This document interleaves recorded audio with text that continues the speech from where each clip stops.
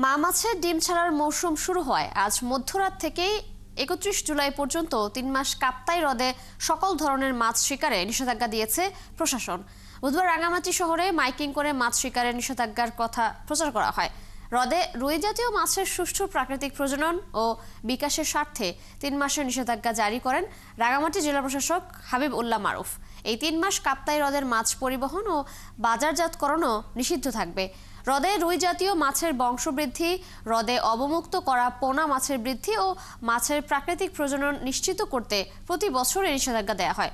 আর এই সময় প্রায় ২০,০০০ জেলেকে বিশেষ ভিজিএফ কার্ডের মাধ্যমে খাদ্য সহায়তা দেয় জেলা প্রশাসন।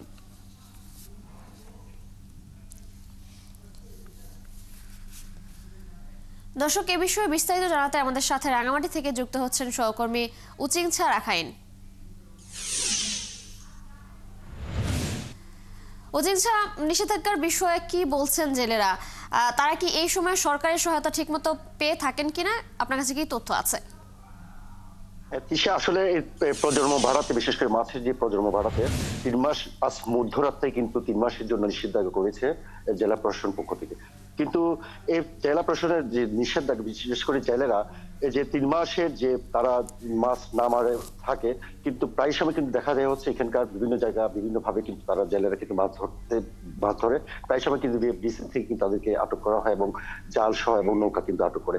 কিন্তু এই ৩ মাসে যে যারা জেলেরা আশঙ্কা করছে হচ্ছে ৩ মাস যেহেতু তারা বসে থাকবেন একেবারে মাছ না ধরে, কিন্তু এই মানে যে প্রণোদনা বিষয় রয়েছে সে সরকার পক্ষ থেকে কিন্তু সে প্রণোদনা আসলে কতটুকু দেবে সেটা কিন্তু আশঙ্কা করছে।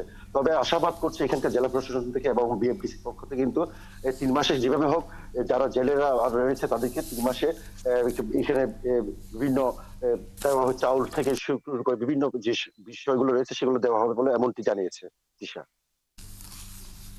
উচিংছা, ধন্যবাদ আপনাকে, সঙ্গেই থাকবেন আপনি।